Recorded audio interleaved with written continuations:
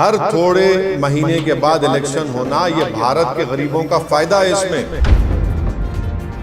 नरेंद्र मोदी का पूरा game plan यही है कि नेशनल पार्टीज रहे और दूसरे तमाम रीजनल पार्टीज, छोटे पार्टीज हमेशा के लिए खत्म हो जाए। आप देखिए कि अगर नेशनल इलेक्शन होगा तो मुद्दा नेशनल होगा, रीजनल इलेक्शन होगा असेंबली का, विधानसभा का, तो रीजनल मुद्दा होगा। नरेंद्र मोदी ये चाहते हैं कि रीजनल मुद्दा कभी बने ही नहीं। इसको अगर डिस्क्राइब करना है, this is a solution in search of a problem. तो फिर अगर आप ये बोलेंगे भाई सिविल सर्विस काम नहीं कर रहा है, पुलिस काम नहीं कर रही है, निकाल दो। जुडिशरी में बहुत से केसेस पेंडिंग है, जुडिशरी को बंद कर दो, तो ये ऐसा नहीं हो सकता है। अच्छा, बीच में अगर सरकार गिर गई, क्या करेंगे आप? जब कभी भी चुनाव होता है, नरेंद्र मोदी पीछे हटते हैं। जनता के हित में कोई ना कोई फैसला लेना पड़ता है उनको, चाहे पेट्रोल की कीमतें कम हो जाती हैं, कुछ ना कुछ उनको किसानों को देना पड़ता है।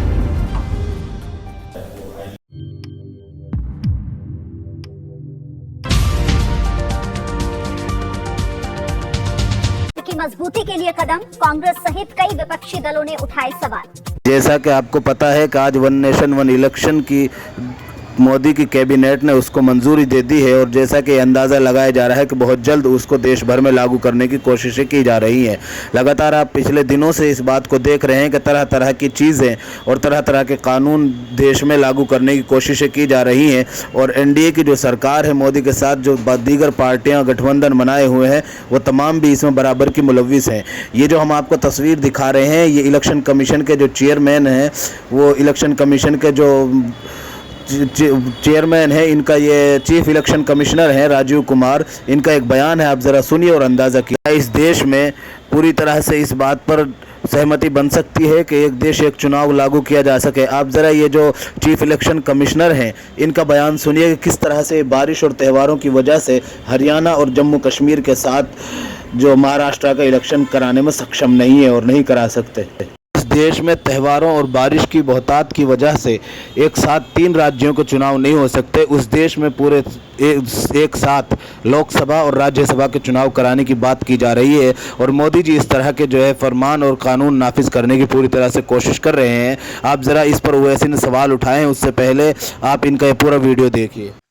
महाराष्ट्र में बारिश भी थी, बीएलओस का वर्क करना बाकी है और बहुत सारे फेस्टिवल्स भी हैं जिसको हमें शेड्यूल करने में देखना है। That is like Ganesh festival, Pitrupaksha, Navratri, Diwali, all that put together, this is what we thought that we can handle as 2 elections at a time. So therefore we decided to go this. And in any case, it is within 6 months of the schedule of the term of the assembly which is ending. I think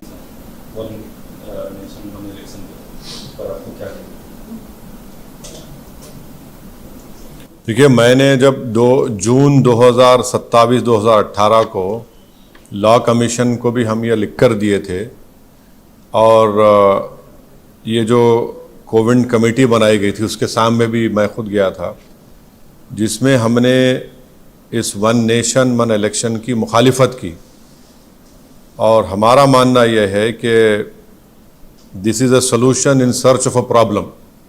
इसको अगर describe करना है, this is a solution in search of a problem.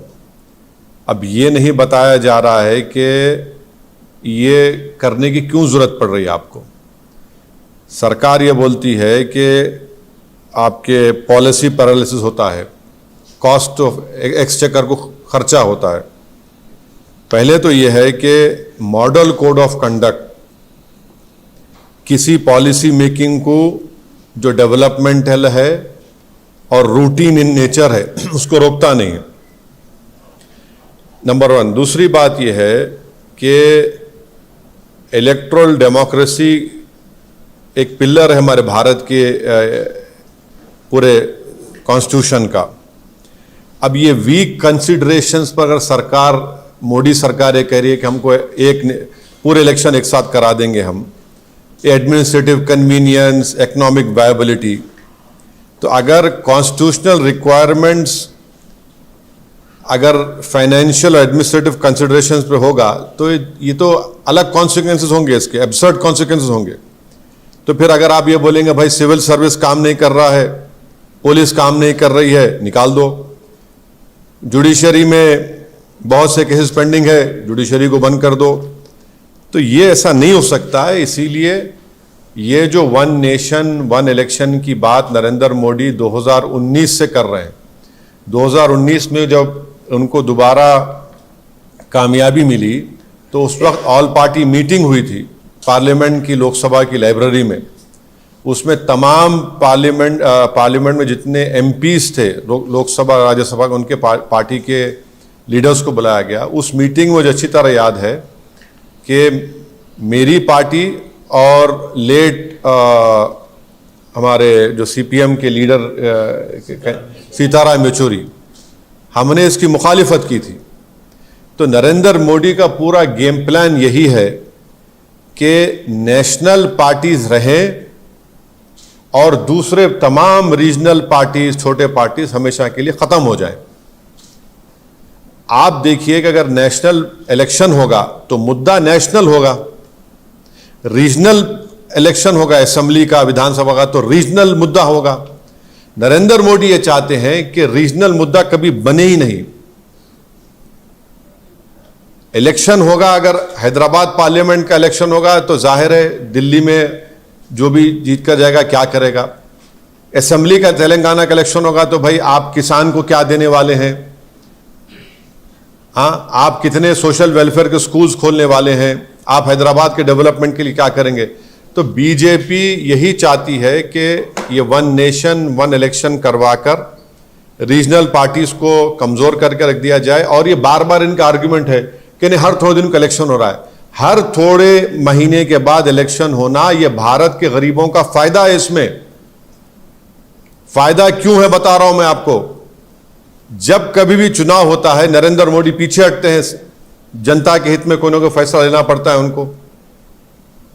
चाहे petrol की कीमतें कम हो जाती हैं, कुछ ना कुछ उनको किसानों को देना पड़ता है। तो ये इलेक्शन होना जरूरी है क्योंकि जो भी सरकार होगी वो हमेशा अपने खड़े भी रहेगी जनता की खिदमत के लिए।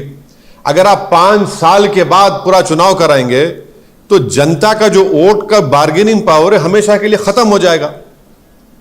अब हरियाणा को चुनाव हो रहा है, महाराष्ट्र को चुनाव हो रहा है। नरेंद्र मोदी ने कितने मर्तबा जाकर महाराष्ट्र में इनॉग्रेशन किया बताइए, कितने मर्तबा जाकर ये डेवलपमेंट वो डेवलपमेंट का काम मैं कर रहा हूं, फाउंडेशन डाल रहा हूं।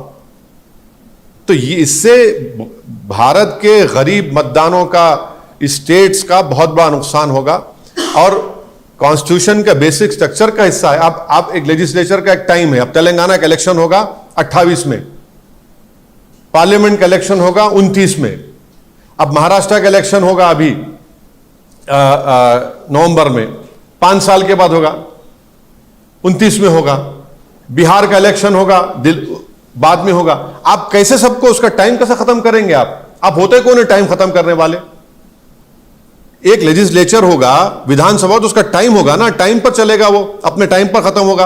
आप कौन होते उसका टाइम खत्म करने के लिए? अब जीएचएमसी का है, अब उसका टेन्योर खत्म होने वाला है। आप बोलेंगे नहीं हम एक साथ कैसे कराएंगे? आप क्यों कराएंगे? अच्छा, बीच में अगर सरकार गिर गई क्या करेंगे आप? फिर क्या करेंगे आप? तो ये भारत के जमहूरियत के लिए, भारत की फेडरलिज्म के लिए, भारत के संविधान के बेसिक स्ट्रक्चर के लिए ये ठीक नहीं है और गरीब जनता के लिए ठीक नहीं है, किसानों के लिए ठीक नहीं है, युवाओं के लिए ठीक नहीं है। पैसे तो हर इलेक्शन के लिए अलॉकेट होते हैं ना। विधान अब बिहार का या हरियाणा का हो रहा है, उसके लिए कश्मीर का हो रहा है तो पैसे अलॉट हो रहे हैं, महाराष्ट्र का होगा पैसे अलॉट होंगे और फिर उसके बाद झारखंड का होगा पैसे अलॉट होंगे। तो ये नहीं, ये देखिए, कॉन्स्टिट्यूशन जो है ना, आप एडमिनिस्ट्रेशन को, कॉन्स्टिट्यूशन की जो स्कीम है, आप ये नहीं बोल सकते नहीं पैसे बचाने का। पैसे बचाना तो फिर कल कोई उठ के बोलेगा पुलिस को बंद कर दो, आईपीएस को, कोई बोलेगा कोर्ट में इतना पेंडिंग है। कन्वीनियंस के ऊपर ये सब नहीं करेंगे ना। कॉन्स्टिट्यूशन चलेगा तो कॉन्स्टिट्यूशन प्रिंसिपल्स के ऊपर चलेगा। तो बेसिकली नरेंद्र मोदी सिर्फ, क्योंकि बीजेपी की आइडियोलॉजी आरएसएस की हमेशा ही रही है कि वो रीजनल पार्टीज को नहीं चाहते, इसीलिए वन नेशन वन इलेक्शन का एक मार रहे हैं तुग्गा। फिलहाल इन तस्वीरों में इतना ही दोस्तों, आगे फिर मुलाकात होगी आपसे किसी ऐसी खबर के साथ। तब तक के लिए जय हिंद, धन्यवाद।